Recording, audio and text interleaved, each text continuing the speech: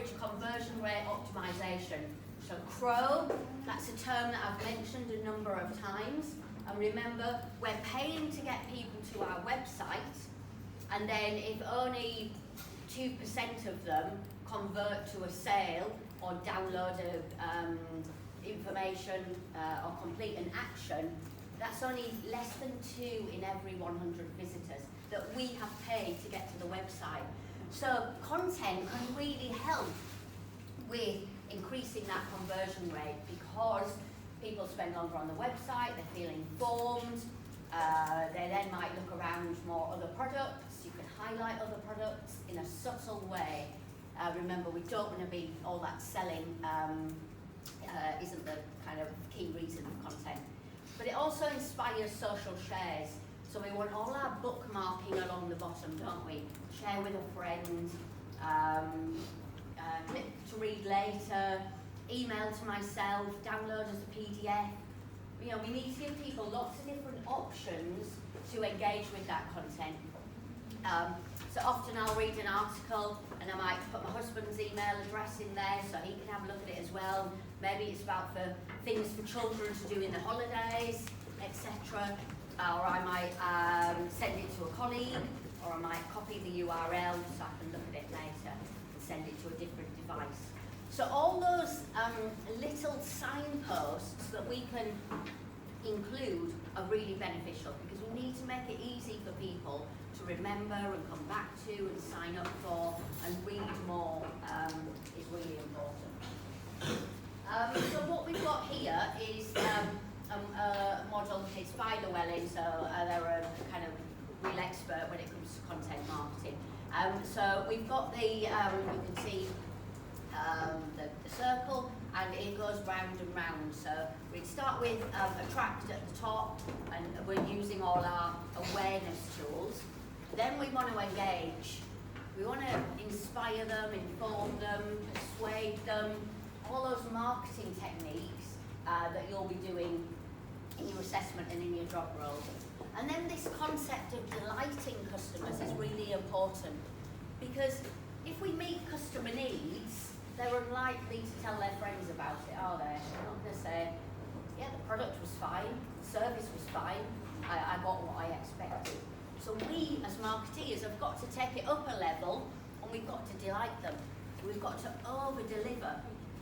But the problem comes with that, because then delighting them becomes a benchmark. And to delight them further, we're going to have to even do more. But content plays a key role in this. So you can see blogging, marketing, email marketing, and smart content. So we can use content across these different stages, and then once we've delighted, we're going back to attracting. So it's kind of a constant circle, because we need to be engaging with our current customers, but also bringing more customers into our pipeline as well. So, I mentioned it a few minutes ago, but it needs to be relevant content. There's no point creating content if people aren't going to read it and engage with it. So our Google Analytics is really important here. So you might create some content, and then we want to measure it, don't we? How long people are spending on the page, how many people are sharing it, how many are rereading it, how many are signing up for newsletter updates, and things like that. Actions from it is key. And that's going to help you with your strategy, because if you can see that some content is a lot more popular than other content, then perhaps you produce less of the less popular content and put that in your archive, and then produce more of the engaging content. And we could have a pop-up that says, did you enjoy this article? Would you like to read more of this type of content? So we're actually then creating content in response to people's needs, and we're more likely to delight them than just meet their needs. Okay? So what we really want to do, hopefully those of you on my right can see the content on the slides, but we want to move people along the funnel, along the visitors along the funnel. So they're going to land on our homepage or a landing page, and we need to think, well, what do we need to do to get them to the next stage, to get them to download some information or look at photos, then to get them to put it in their basket, then get them to check out, then get them to become an advocate. And content, it can be really helpful with that, because we can use it to talk about benefits, reassure about the company. We can have social proof in terms of how many people are satisfied and the ratings and things like that. So what we need is a content marketing strategy. We're not just going to keep creating bits and pieces of content and uploading them and not measuring them or assessing them, okay? We want to attract the right people to the website. So remember yesterday we talked about the bounce rate of a website. Anyone remember what the bounce rate is? You go to the group over there. What's bounce rate?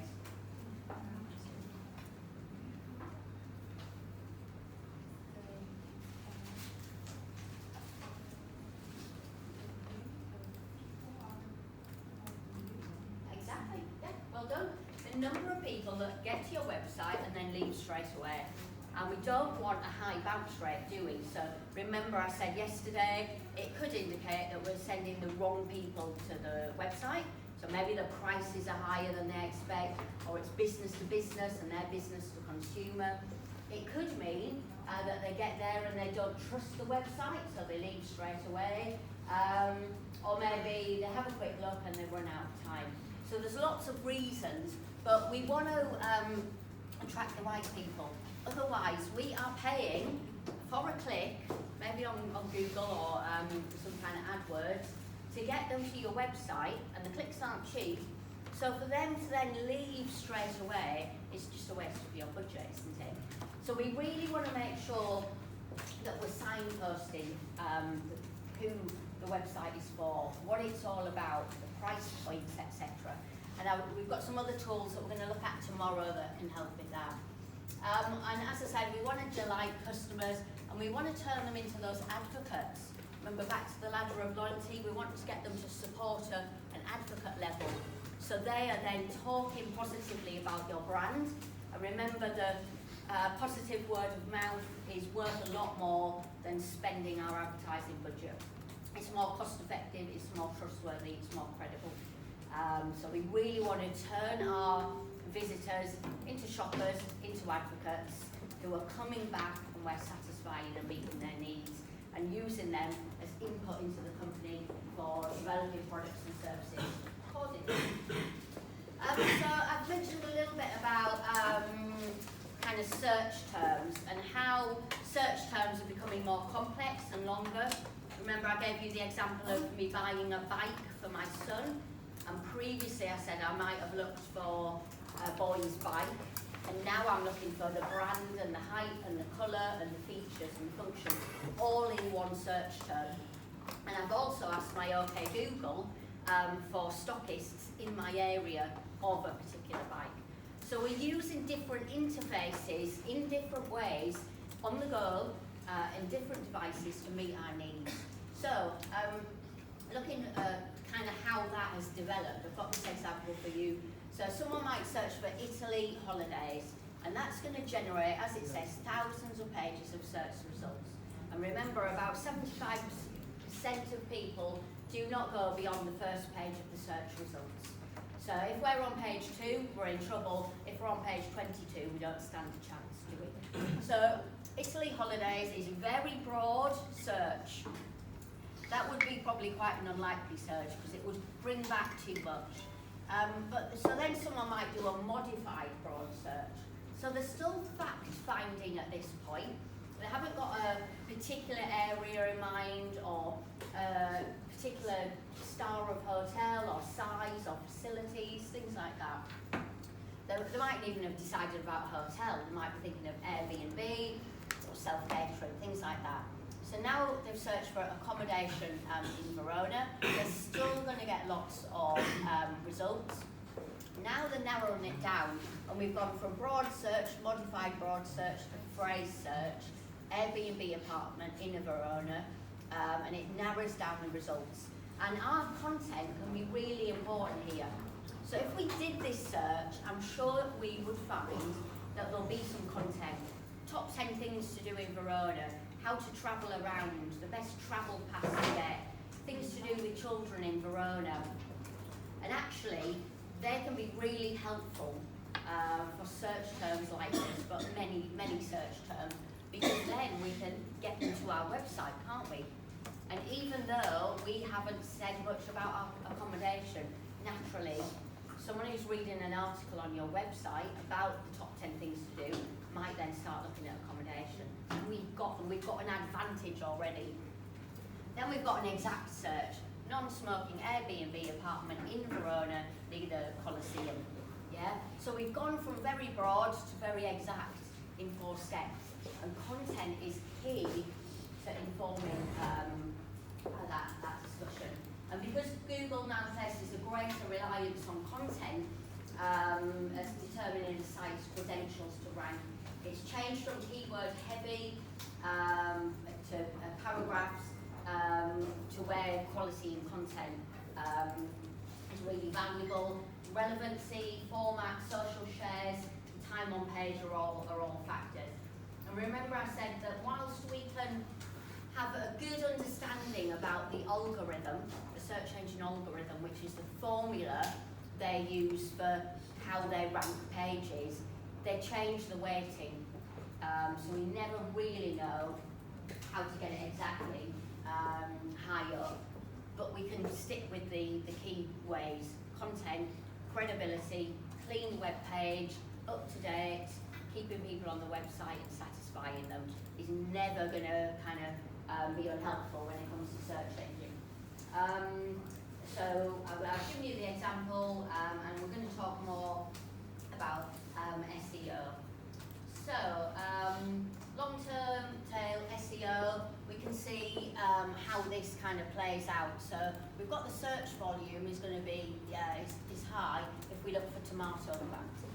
Okay, we're going to get everything back, aren't we? From growing your own, where to buy your tomato plant, where to eat homegrown tomatoes. Yeah, it's not specific at all. But we could do some content there if we sell tomato seeds, for example. Then we've got when to plant tomatoes, and you can see that the conversion rate is getting higher the more specific we get, isn't it? Because it's more appropriate to people's needs. Why are my tomato plants turning yellow? Has gone from 22,000 average monthly searches to 390. So we're going to get lots more specific results, and we can monitor this and bring in our content to try and get people, the right people, to our website. So content strategy, Kingsnorth back in 2019. So how do we go about doing this? As I've said, we measure the value of the content. There's going to be some content, morning coming in, that is more valuable than other pieces. So it makes sense, doesn't it, to create content that's going to be most valuable, because we haven't got endless resource and we're paying people for their time. So we want to create the content that's most relevant and useful. We need to distribute the content effectively. So we want it on our website, we want it on social channels, maybe in our email newsletters, as hints and tips on product pages, etc. As well.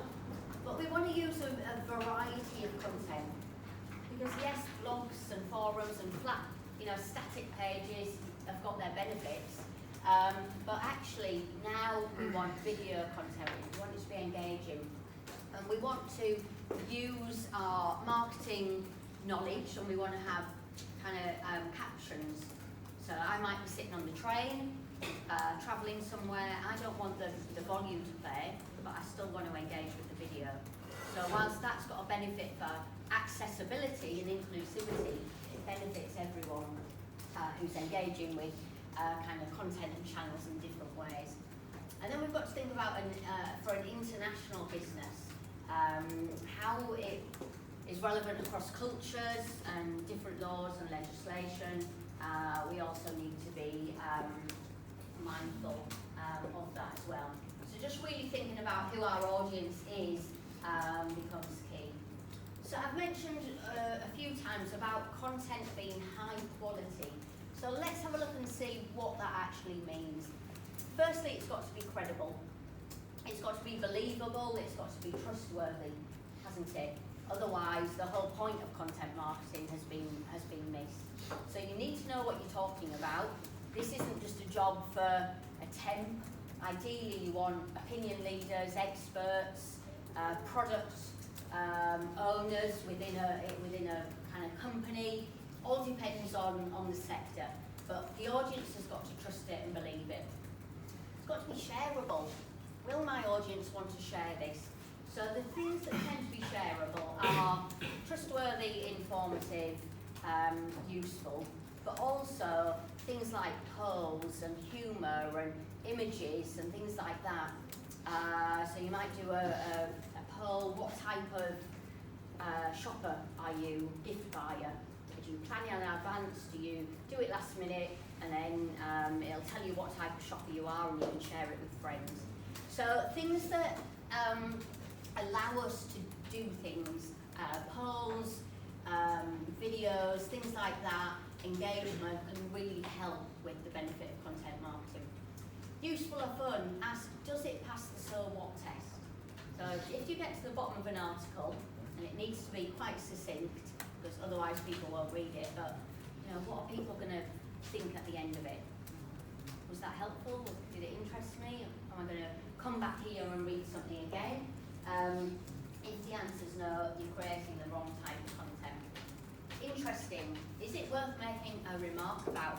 So we want some comments, being able to leave a comment, but we want to moderate those in case people are leaving comments like, oh, but I didn't get my product on time, it turned up in a rubbish box, it's been on my front step for all day and was wet, and I couldn't return it. Okay, which probably isn't relevant to the content, but individuals think that that's a way to engage with a company, so that needs to be monitored. Is it relevant? Are they going to value it? And is it timely? Is it at the right part, right stage of the user journey, or is it really outdated? So yes, keep content, but if say a law has changed and this is no longer correct and accurate, we would need to take down that piece of content as well. Different, has this been done before? Is it somewhere else? If it has been done before and it is somewhere else, you need a different spin on it, you need a different perspective, otherwise what's the reason for going on your website? If you do take content from another website, we need to give the author credit for that. You can't make out that it's your own. You can't take something from ChatGPT and say it's your own. You've got to credit them. So we've got to, do this properly. It's not a case of cheating. It's about creating content that's from the company and is relevant. Is it on brand and authentic? There should be a link between the content and the brand. So if, say, you're in professional services, banking, solicitors, accountants, auditors, etc., we wouldn't really expect lots of cartoon imagery and YOLO and FOMO and things like that. It's got to be written in a way that fits with the brand identity. Otherwise, we're at risk of confusing the reader, and we don't want to do that. So, content purpose. Let's have a look at a goal and an example. So in your assessment, you might say, yeah, we're going to do some content marketing, but you'd need to say why and what the goal would be, and you'd need to justify it. So you could revisit this slide in order to do that. So possible goal, pleasure or fun when visitors encounter the corporate offering. So you want people to feel like, oh yeah, I get this brand, I understand what they're all about. So content would be images, words, videos. Things like infographics and word clouds work really well.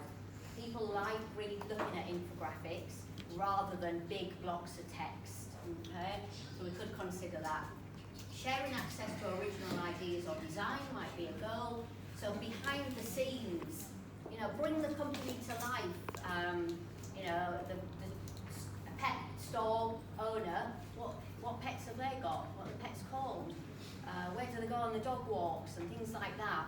It all brings a company to life, rather than just being a product catalogue on a website. Demonstrating organisational values. So if you're saying you're a sustainable organisation, tell people how you are and what, hints and tips about how they can also be sustainable. So bring your own water bottle, recycle, reuse, using kind of second-hand sites and things like that. People like engaging with content like that. And it brings a personality to an organisation as well. Highlight association.